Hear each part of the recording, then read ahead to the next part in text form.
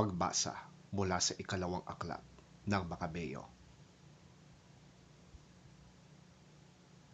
Nagpalikom siya ng mga kaloob na umabot sa halagang 4 librang pila at ipinadala ito sa Jerusalem upang ihandog na pantubos sa kasalanan. Ginawa ito ni Judas sapagkat naniniwala siya sa muling pagkabuhay ng mga patay. Kung hindi siya umaasa na ang mga patay ay muling mabubuhay, magiging kahangalan lamang ang ipanalangin pa ang mga namatay na. Dahil buo ang kanyang paniniwala na ang lahat ng namamatay na nananatiling maka-Diyos ay tatanggap ng dakilang gantimpala, ginawa niya ang paghahandog na iyon upang ang pagkakasala ng mga namatay na ito ay patawarin.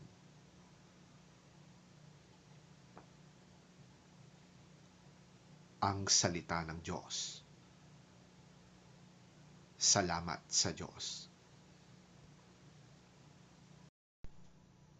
Pagbasa mula sa sulat ni Apostol San Pablo sa mga taga-Roma. Kung ang Diyos ay panig sa atin, sino ang makakalaban sa atin? Kung ang sarili niyang anak ay hindi niya ipinagkait, sa halip ay ibinigay para sa ating lahat, hindi kaya niya ibibigay sa atin ang lahat ng bagay?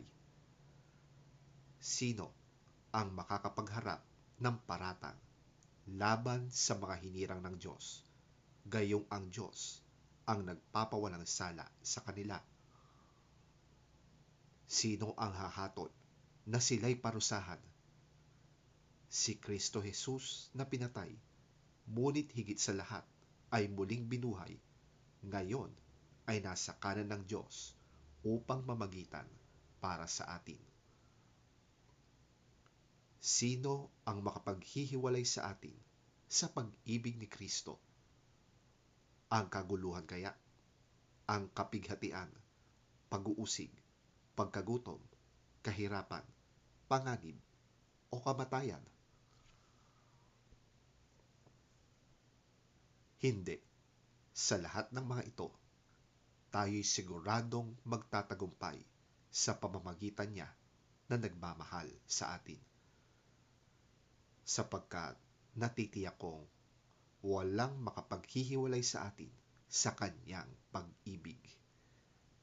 Kahit ang kamatayan, ang buhay, ang mga anghel, ang mga pamunuan, o ang mga kapangyarihan, ang kasalukuyan, o ang hinaharap, ang kataasan, ang kalaliman, o alinmang nilalang ay hindi makapaghihiwalay sa atin sa pag-ibig ng Diyos na ipinagkaloob sa atin sa pamamagitan ni Kristo Jesus na ating Panginoon.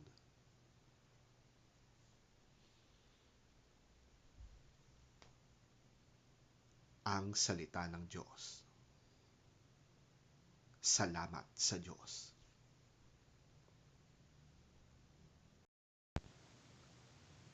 Ang mabuting balita ng Panginoon ayon kay San Juan. Papuri sa iyo, Panginoon.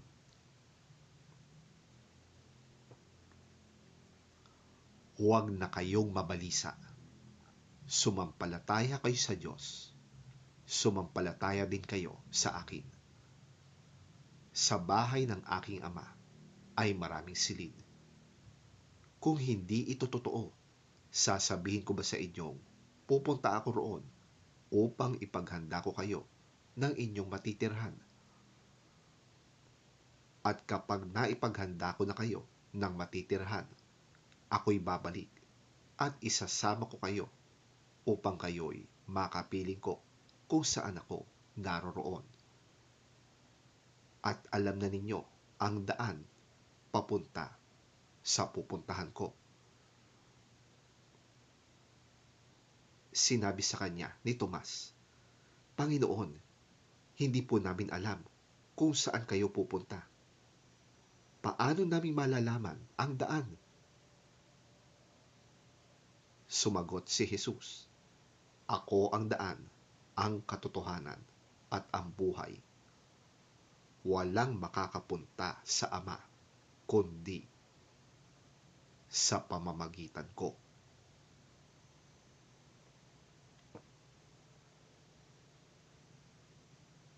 Ang mabuting balita ng ating Panginoon. Pinupuri ka namin, Panginoong Hesukristo. Do not be worried and upset. Believe in God. And believe also in me. There are many rooms in my Father's house. And I'm going to prepare a place for you. I would not tell you this if it were not so. And after I go and prepare a place for you, I will come back and take you to myself, so that you will be where I am. You know the way that leads to the place where I am going. Lord, we do not know where you are going, so how can we know the way to get there? I am the way, the truth, and the life. No one goes to the Father except by me.